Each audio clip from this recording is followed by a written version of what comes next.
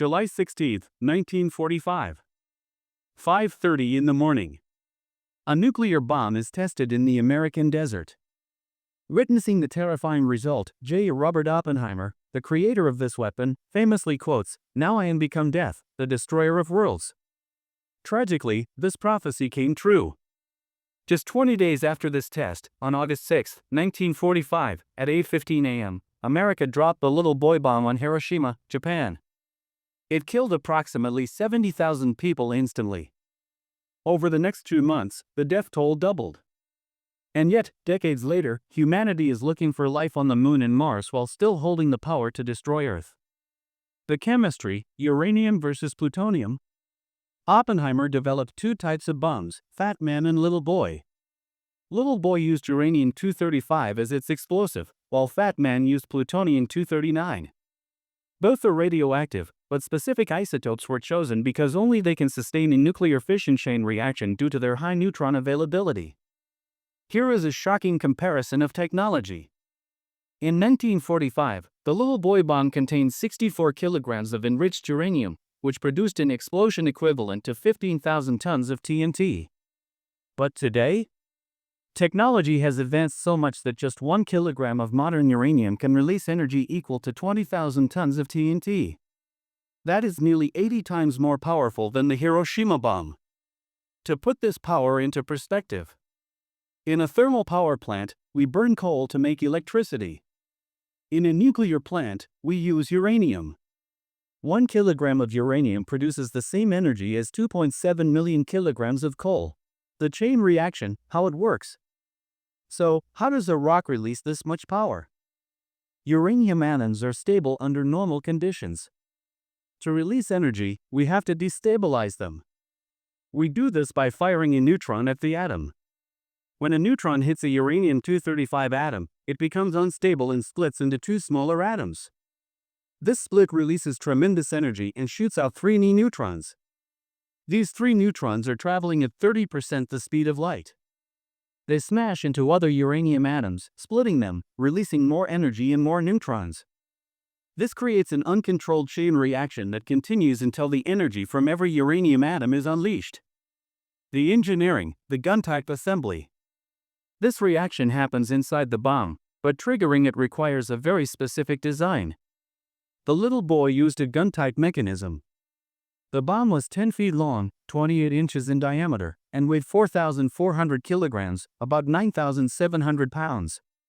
It was carried by the B-29 Superfortress bomber. When the aircraft reached 38,000 feet, the bay doors opened, and the bomb was dropped. From here, the engineering takes over. Stabilization, rear fins deployed to balance the bomb in the air. Activation, a 24-volt battery powers up the timer and sensors.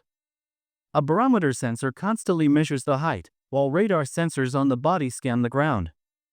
The trigger, when the bomb reached exactly 1,900 feet above Hiroshima, the firing switch activated. The detonation sequence. Inside the bomb, the switch ignites a spark.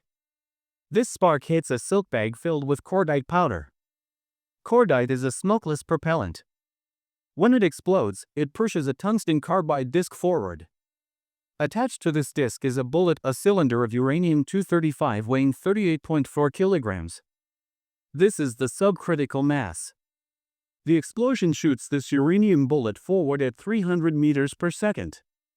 At the front of the bomb, there is a second target cylinder of uranium weighing 25.6 kilograms. This is the supercritical mass, sitting ready for impact. When the bullet hits the target, the two pieces of uranium combine to form a critical Massachusetts. This is the exact amount needed for fission to start. At that exact moment, polonium initiators at the back inject neutrons into the core, kickstarting the chain reaction. The barrel of the gun is made of incredibly strong metal to hold the uranium together for just a fraction of a second, allowing the fission to complete. Once the reaction finishes, the metal melts, and the world changes forever. The blast and aftermath. The explosion creates a massive fireball, 1,200 feet in diameter, rising to 6,000 feet. This forms the iconic mushroom cloud. The core temperature hits 6,000 degrees Celsius, the same temperature as the surface of the sun. Flash, 40,000 people were killed in the blink of an eye. Those closest to the center didn't just die, they were vaporized. Their bones turned to steam instantly. Shockwave, the fireball creates a massive shockwave traveling faster than the speed of sound, flattening buildings and triggering earthquakes. The vacuum, the immense heat causes the air to rise rapidly, creating a vacuum at ground level. Air from the surrounding areas rushes back into the center, creating a firestorm 3.2 kilometers wide. The bomb was detonated in the air, not on the ground, to maximize this blast radius. For survivors within 11 kilometers, the nightmare wasn't over. The radiation caused severe burns and genetic damage that killed people for years afterward, increasing cancer rates for generations. Conclusion: the moral question. Approximately 200,000 people died in Hiroshima and Nagasaki. The shadows of the victims were burned into the pavement, photos of which we can still see today. Oppenheimer spent the rest of his life in deep regret, trying to ban the very weapon he created, but he failed. Now, I ask you, is Oppenheimer a hero or a villain? Let me know in the comments. Today, uranium costs $7 million per kilogram, yet there are 12,500 nuclear bombs on our planet. More than 10 countries possess them. We haven't used one in 80 years, but as a species, we are walking around with gasoline in one hand and a burning matchstick in the other. And for more engineering breakdowns, make sure to subscribe to Chase Matrix. Thank you for watching.